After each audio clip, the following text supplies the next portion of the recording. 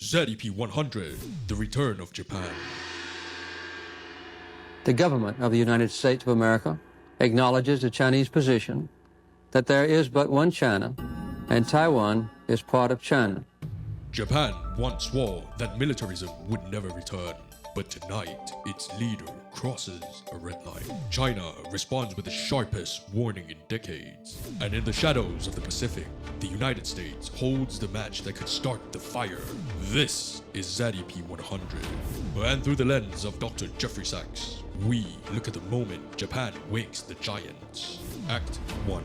Japan wakes the region. For more than 4 decades, Dr. Jeffrey Sachs has observed Asia's geopolitics up close. From Beijing to Tokyo, Washington to Moscow. When he calls a moment dangerous, it's because history is knocking again.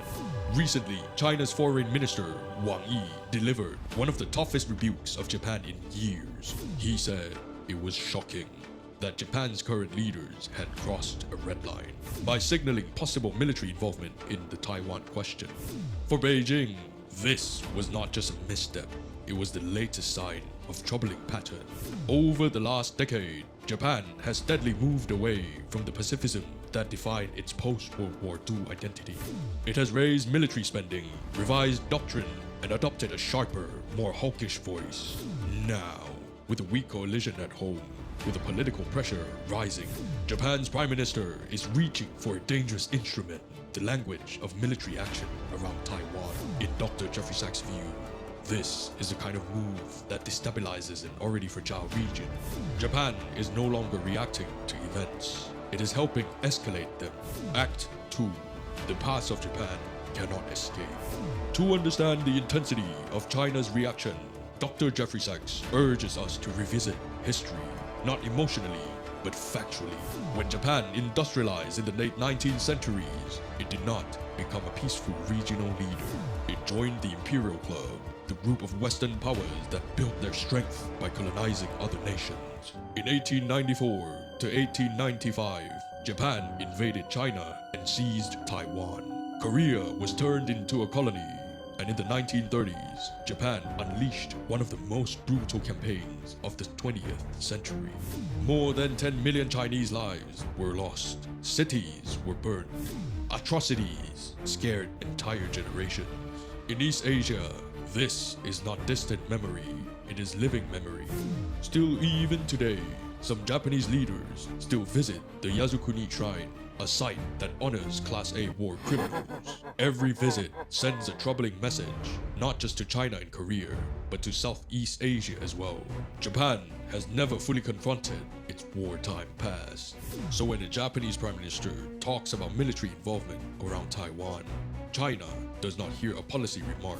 It hears the return of pattern, the region vowed never to see again. From Beijing's perspective, an increasingly military Japan is not a debate. It is a warning from history. Act 3. Washington's role as stabilizer or incendiary. Japan does not act alone. Its security umbrella comes from the United States, and here Dr. Jeffrey Sachs is unequivocal.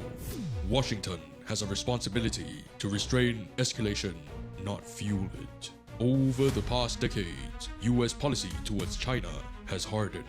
Trade wars, technology bans, military signaling around Taiwan, and open talk of containment. Dr. Jeffrey Sachs says, this strategy is unrealistic.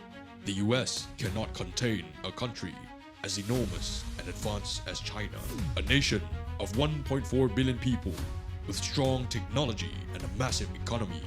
This atmosphere of rivalry and pressure has also empowered politicians in Tokyo who want a more militarized Japan. Instead of saying, do not cross red lines, Washington has often delivered mixed messages. Tough towards China, but lenient with allies.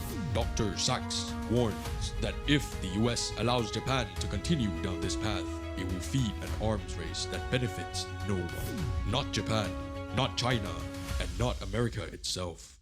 But recently, something has shifted. Act 4. The phone call that could change the arc. In recent days, President Donald Trump held a 1-hour call with President Xi Jinping. China described the conversation with 3 deliberate words: positive, friendly, and constructive. Trump, on his platform, said relations with China were extremely good. For a decade, Washington's mood has been defined by confrontation and suspicion, a containment mindset targeting both China and Russia. But this new tone suggests something different, a recognition that the US cannot win a trade war, cannot choke China technologically, and absolutely cannot afford a hot war in East Asia. There is another layer in China's readout of the call. President Xi reminded President Trump that the United States and China fought side by side in World War II as allies against fascism and militarism. Dr. Sachs calls this reminder profound. In that war, four major powers stood together: the United States, the Soviet Union, Britain, and China. They defeated German and Japanese fascism, the same militarism that East Asia fears resurfacing today. The alliance dissolved in the Cold War, but the memory remains. By invoking it now, China is signaling that if great powers want fought together to stop catastrophe, they can at least avoid sleepwalking into a new one. Dr. Sachs argues that this is the direction the world must choose. Not containment, not escalation, but cooperation on shared interests, stability, development, and avoiding another Pacific War. Act 5. The choice in front of us. So where does this leave the world?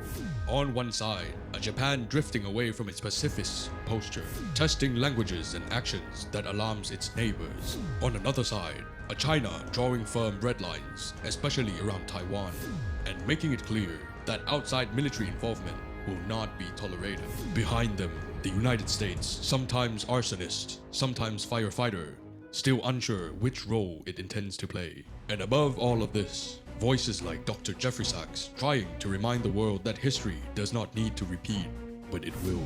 Dr. Sachs' message is simple and urgent. Japan must not drift back into militarism. The US must abandon the fantasy of containment. And China's red lines must be understood, not tested. The alternative is not theoretical, it is a Pacific war.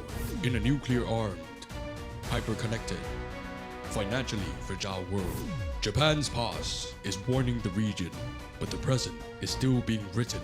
If the great powers remember when they once stood together, they may still prevent the next Pacific War. And this is the ZeP100Eng Show. In case we don't see you, good morning, good afternoon, and good night.